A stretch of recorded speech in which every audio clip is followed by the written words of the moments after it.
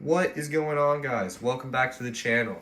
I know it's been quite a while since I've talked to you guys, but work and school and everything got in the way, so we're back at it. And as you can see, the tank has changed quite a bit.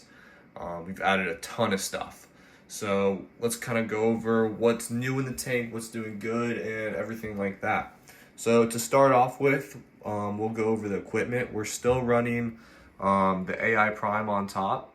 Light has been phenomenal. It's only running at about 40%, I believe, and it's been easy to grow anything you need to with it. And in the back, we've got our filter floss, and it's sitting on top of a bag of carbon, and that's going to be it for the filtration section. And then we do have a bunch of biomedia. I've got 2 big bricks and then 2 smaller bricks in there, and that's giving all of our biological media. And then we do have a heater, and then we've got a return pump. I'm using the Sicce Nano, and then we also have our ATO back there. And one of the cool things about these tanks is you can literally see everything just hanging out in the back section. And then we do have a random flow generator from VCA. Can't recommend those enough. That is the only flow in this tank actually, so as you can see, it does quite a bit. And then going straight into the tank. As you can see, we still have our clownfish. He's doing great. And we also have our diamond goby down here. You can kind of see his head poking out. But everything is doing good so far in terms of livestock and whatnot. And with the corals, if you guys can't tell, there's something pretty bright in there, and that's probably the thing I'm most excited about. This is actually going to be, I believe it's a Dicerius or something like that, plate coral. I got that from Top Shelf Aquatics. I actually traded a return pump for that from one of my buddies, so we got that piece in there, just bright as anything. And then we've got a pink/red Ghani in here, if the clownfish wants to move.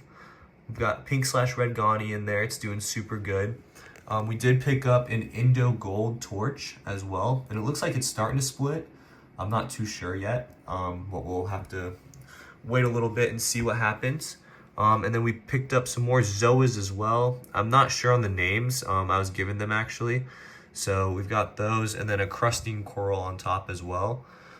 We did get a hammer, but it's not loving the flow where it is, so I'm thinking of moving it. We're gonna figure that out as well. And then we do have an Alveopora down here too. That one it's kind of finicky, so I'm still trying to figure out where I want to place it and whatnot.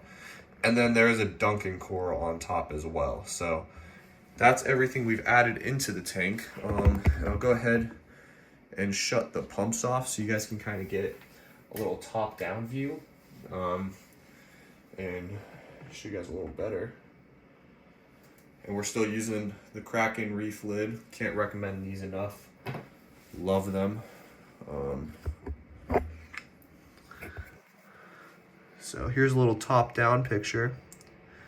If our friend wants to stop making waves, you can see that torch just looks beautiful. Same with that plate coral. The Ghani. We also picked up this super bright Zoe over here too. Love that one as well.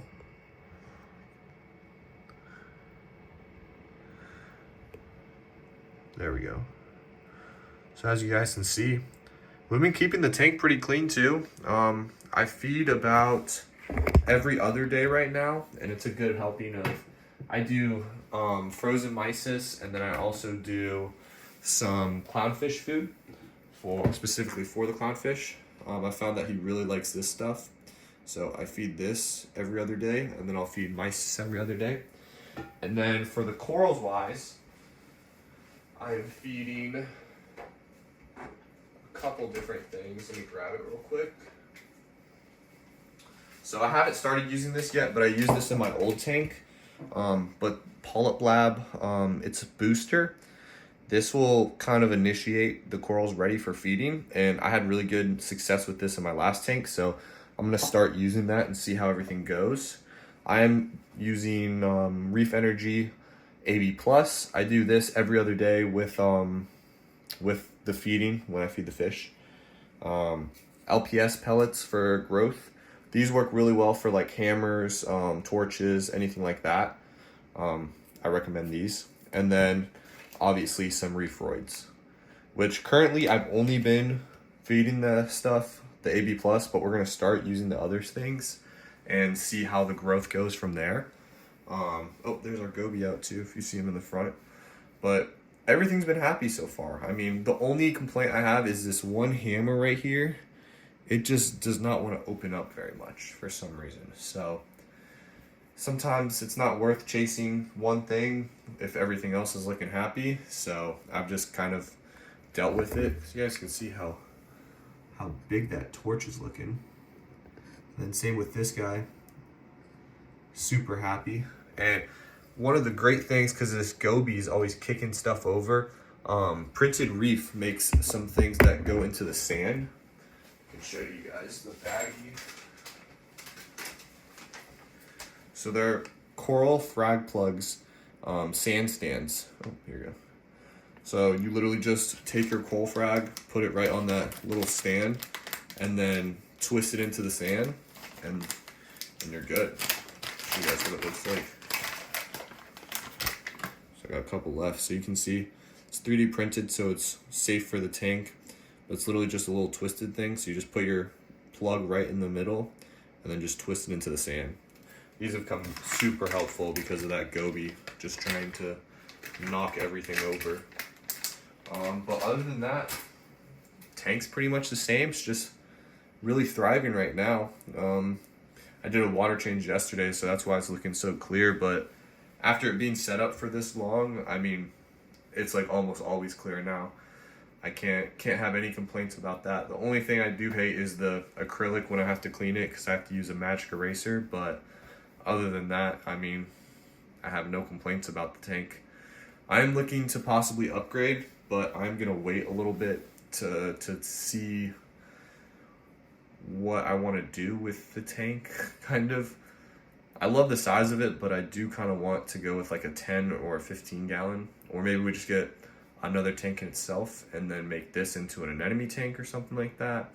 Haven't really decided, but if you guys have any recommendations, make sure to leave a comment and let me know. And if you guys have any coral recommendations to put in here, let me know, because we still have some space, but I'm gonna let stuff grow. We're gonna see how it does and everything like that. But other than that, it's pretty much the same tank. Everything's doing good. Inkbird also has come in super handy with the cold temperatures recently. It's been dropping pretty low, so the Inkbird has been keeping the tank stable and whatnot. But the water just hasn't looked this clear. It's amazing how clear it is.